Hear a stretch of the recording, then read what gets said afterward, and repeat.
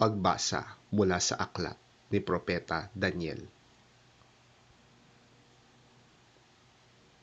Huminto si Azarias at nanalangin ng malakas doon sa loob ng nagniningas na pugon. Alang-alang sa iyong karangalan, huwag mo kaming itakwil habang panahon. Huwag mong putulin ang iyong tipan sa amin. Muli mo kaming kahabagan, alang-alang kay Abraham na iyong minamahal, kay Isaac na iyong lingkod, at kay Israel na iyong ginawang banal. Ipinangako mong pararamihin ang kanilang lahi, gaya ng mga bituin sa langit at ng buhanginan sa tabing dagat. Subalit ngayon, Panginoon, kami ay naging pinakamaliit na bansa. Dahil sa aming mga kasalanan, kami ang pinakaabang ngayon sa sanlibutan. Wala kaming hari, mga propeta, o mga pinuno ngayon. Walang templong mapagdalhan sa mga handog na susunugin, mga hain at insenso. Wala man lamang dakong mapaghandugan upang kami ay humingi ng awa mo. Ngunit lumalapit kami sa iyo ngayon na nagsisisi at nagpapakumbaba. Tanggapin mo na kami na parang nag-aalay ng mga barakong tupa at toro at libo-libong matatabang tupa na susunugin bilang handog sa iyong harapan.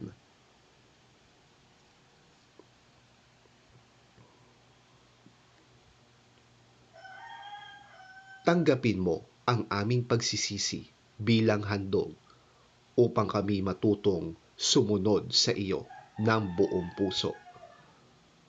Walang nagtiwala sa iyo na nabigo. Simula ngayon, buong puso kaming susunod sa iyo, sasamba at magpupuri sa iyo. Huwag mo kaming biguin, sapagkat ikaw ay maamo at mapagkalinga. Kahabagan mo kami at saklolohan. Muli mong iparanas sa amin ang iyong kahanga-hangang pagliligtas upang muling dakilain ang iyong pangalan, Panginoon.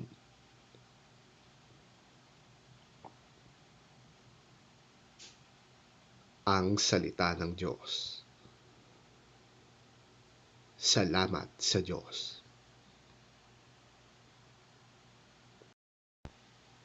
Ang mabuting balita ng Panginoon ayon kay San Mateo.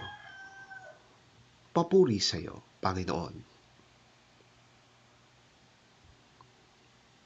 Lumapit si Pedro at nagtanong kay Jesus, Panginoon, ilan beses ko po bang patatawarin ang kapatid kong paulit-ulit na nagkakasala sa akin? 7 beses po ba? Sinagot siya ni Jesus, hindi ko sinasabing 7 beses, kundi 70 ulit na 7. Sapagkat ang kaharian ng langit ay katulad nito.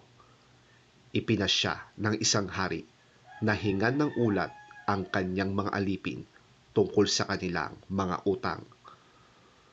Unang dinala sa kanya ang aliping may utang na milyon-milyong piso.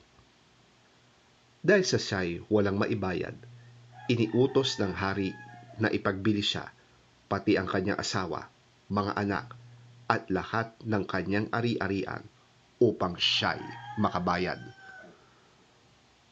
Lumuhod ang taong ito sa harapan ng hari at nagmakaawa. Bigyan pa po ninyo ko ng panahon at babayaran ko sa inyo ang lahat.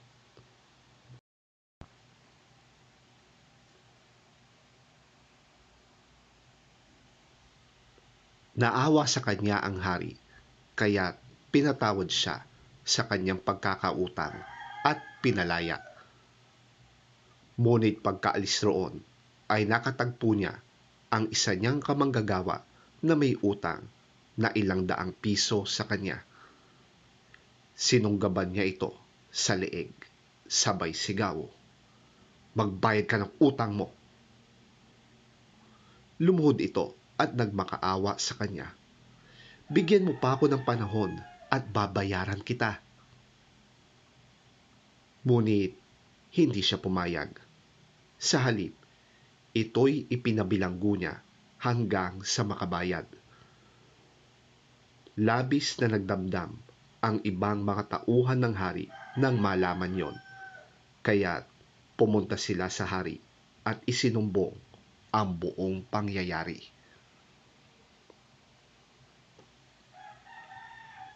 Ipinatawag ng hari ang malupit na lingkod. "Napakasama mo," sabi niya. "Pinatawad kita sa utang mo sapagkat nagmakaawa ka sa akin.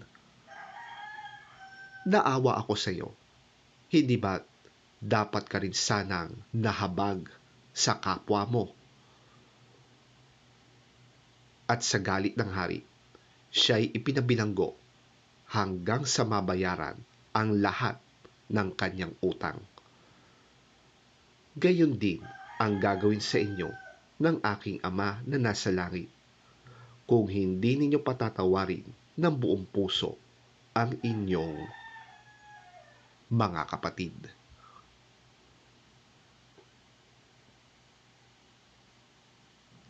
Ang mabuting balita ng ating Panginoon. Pinupuri ka namin, Panginoong Hesukristo.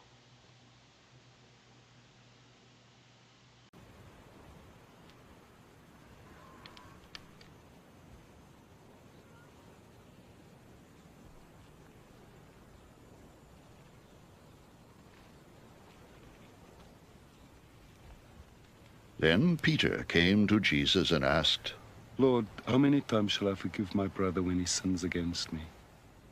Up to 7 times. Jesus answered, I tell you, not 7 times, but 77 times.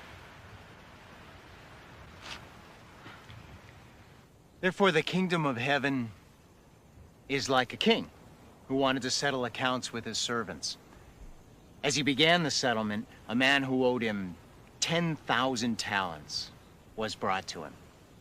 Since he was not able to pay, the master ordered that he and his wife and his children and all that he had be sold to repay the debt. The servant fell on his knees before him. Be patient with me, He begged. and I'll pay back everything." The servant's master took pity on him, canceled the debt, and let him go. But when that servant went out, he found one of his fellow servants who owed him 100 denarii. He grabbed him and began to choke him. Pay back what you owe me! He demanded. His fellow servant fell to his knees and begged him, "Be patient with me and I will pay you back." But he refused.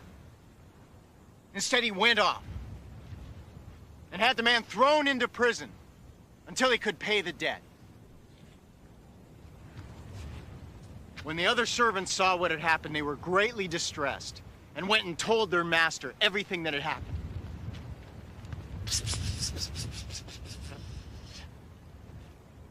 Then the master called the servant in.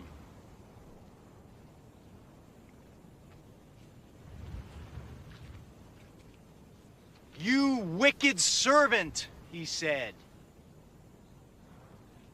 "I canceled all that debt of yours because you begged me to. Shouldn't you have had mercy on your fellow servant just as I had on you?" In anger, the master turned him over to the jailers to be tortured until he should pay back all he owed.